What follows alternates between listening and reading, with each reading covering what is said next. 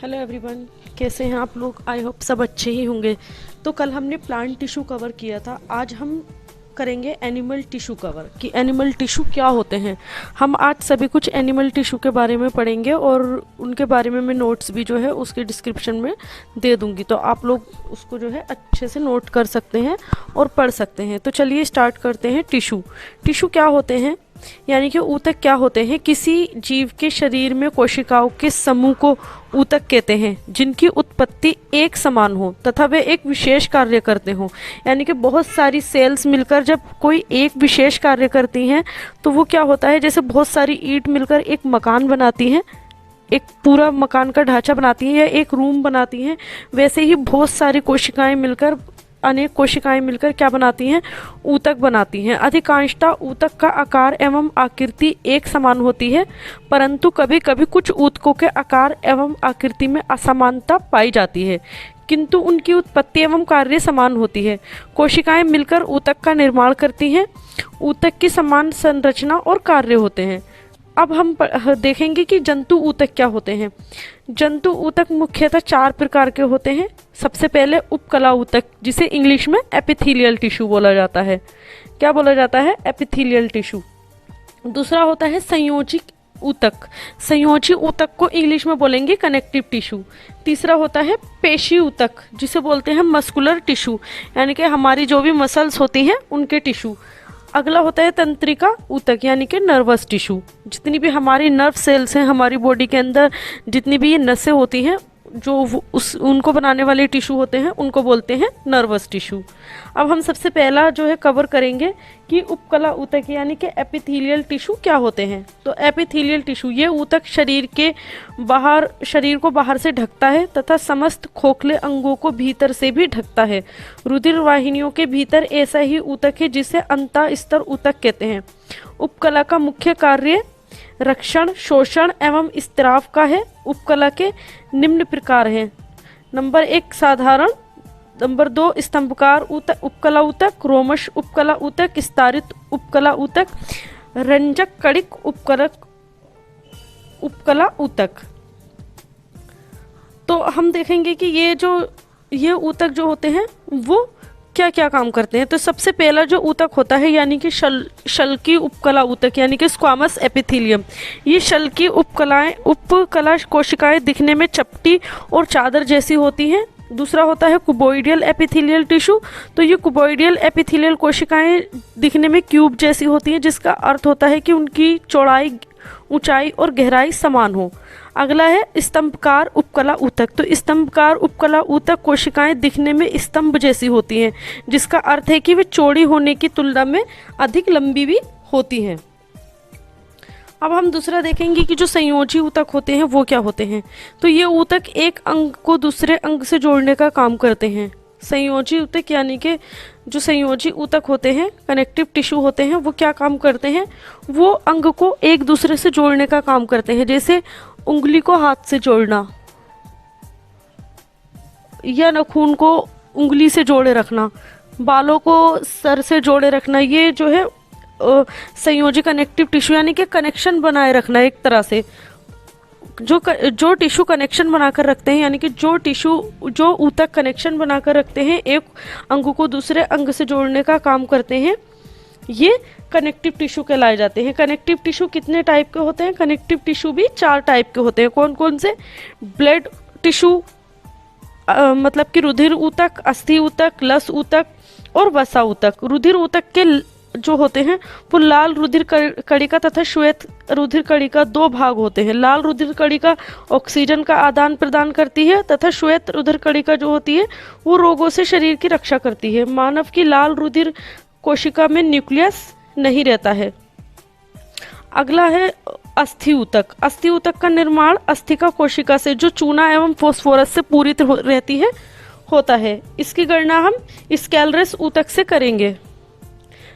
अब अगला आता है इसका, यानी कि तीसरा पार्ट आता है इसका, लस ऊतक। लस ऊतक कोशिकाओं से निर्मित होते हैं। इसी से लस पर्व तथा टॉन्सिल आदि का निर्माण होता है। यदि यह ऊतक शरीर की रक्षा करते हैं।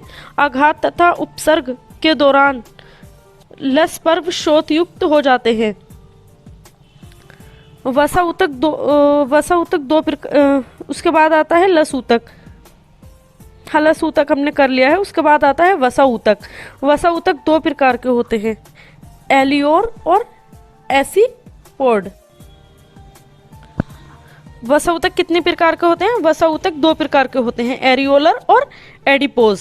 इनके अतिरिक्त पीत इलास्टिक ऊतक, म्यूकोइड ऊतक, रंजक कणिक ऊतक, न्यूरगिला आदि संयोजी ऊतक के कार्य होते हैं। कार्य स्थान के अनुसार इनमें अलग अलग होते हैं। इसके बाद आता है पेशी ऊतक।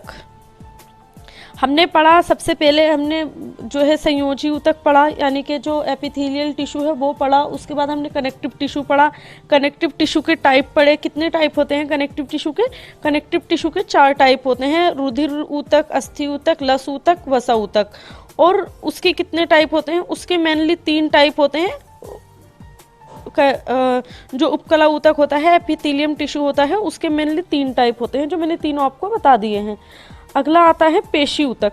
तो पेशी ऊतक क्या होता है? पेशी ऊतक, इसमें लाल पेशी तंतु होते हैं जो संकुचित होने की शक्ति रखते हैं। पेशी ऊतक भिन्न भिन्न तंतुओं से वंचित होते हैं, जिसमें आंतरिक कोश अंतराल की कमी होती है।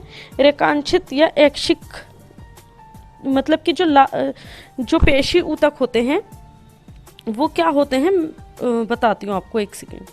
जो पेशी ऊतक होते हैं, मांसपेशियों में ऊतक में काफ़ी हद तक लंबी कोशिकाएं होती हैं और इन्हें मांसपेशियों के तंतुओं के रूप में भी जाना जाता है। मांसपेशियां का ऊतक हमारे शरीर में आंदोलन के लिए जिम्मेदार है। मांसपेशियों के ऊतकों में विशेष प्रकार की प्रोटीन होती है जिन्हें सिकुड़ा हुआ प्रोटीन कहा जाता है, और ये प्रोटीन संकुचन और विश्राम में मदद करता है और मुक्त गति का समर्थन करता है। तो पेशी ऊतक क्या होता है? पेशी ऊतक वो होते हैं जिसमें लाल पेशी तंतु होती हैं जो संकुचित होने में की शक्ति रखते हैं। पेशी ऊतक भिन्न भिन्न तंतुओं से संचित होता है जिसमें आंतरिक कोश अंतराल की कमी होती है। तो पेशी ऊतक 2 टाइप के होते हैं, रेखांशित या ऐच्छिक पेशी ऊतक और अनैच्छिक या अरेखांकित पेशी ऊतक। तो रेखांकित पेशी ऊतक जो होते हैं वो कौन से होते हैं? वे पेशी ऊतक जो शरीर को सूक्ष्म प्रकार की गतियां कराता है। कंकाल पेशी का एकम कोश तंतु है। हर कोश तंतु पतला, लंबा और अनेक कोश केंद्रित होता है। अगर उच्च कक्षा में जीवों के शरीर रचना, एनिमल एनाटॉमी का परीक्षण किया जाने पर वे बंडल्स के रूप में पाए जाते हैं। मतलब कि जो रेखांशित पेशी ऊतक होते हैं, मसल्स टिश्यू होते हैं, वो कैसे होते हैं? वो एक बंडल की फॉर्म में होते हैं। जैसे अगर हम माइक्रोस्कोप से देखें, हमारी जो मसल्स होती हैं उनको अलग अलग करके देखें तो वो आपस में कनेक्टिव टिश्यू की हेल्प से क्या होता है, एक बंडल फॉर्म में जुड़ी रहती हैं, बंडल बनी रहती हैं, यानी कि गठरी टाइप बनी रहती है, जैसे लकड़ियों की गठरी होती है। अब क्या है अनरेखित या अरेखांकित पेशी ऊतक? वह ऊतक जो आंशों की दीवार बनाता है, जैसे कार्डियक मसल, जो हृदय की मसल्स होती हैं वैसे, जैसे हार्ट मसल्स होती हैं, परंतु वे ऐच्छिक नहीं होती, यानी कि बंडल फॉर्म में नहीं होती, अलग अलग होती हैं। अब उसके बाद आता है तंत्रिका ऊतक। तंत्रिका ऊतक इस जो होता है इसमें संवेदना, ग्रहण, चालन आदि के गुण होते हैं और उत्तेजित होने के लिए तंत्रिका ऊतक की कोशिकाएं बेहद विशेष और संवेदनशील होती हैं। फिर भी उत्तेजना को तेजी से शरीर के भीतर एक स्थान से दूसरे स्थान तक पहुंचाती हैं। तंत्रिका ऊतक की कोशिकाओं को तंत्रिका कोशिकाओं या न्यूरॉन्स के रूप में भी जाना जाता है।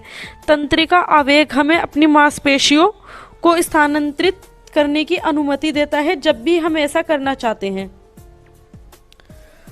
तो जो तंत्रिका ऊतक होता है वो मस्तिष्क के एक धूसर भाग में कोशिकाएं रहती हैं तथा श्वेत भाग में न्यूरैग्लिया होता है। जो धूसर भाग होता है उसमें क्या होती हैं, कोशिकाएं होती हैं, और जो श्वेत भाग होता है उसमें न्यूरैग्लिया होता है।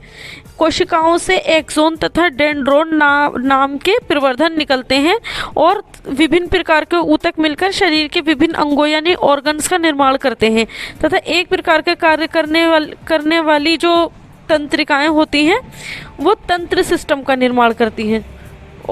जो ऑर्गन होते हैं वो तंत्र सिस्टम का निर्माण करते हैं।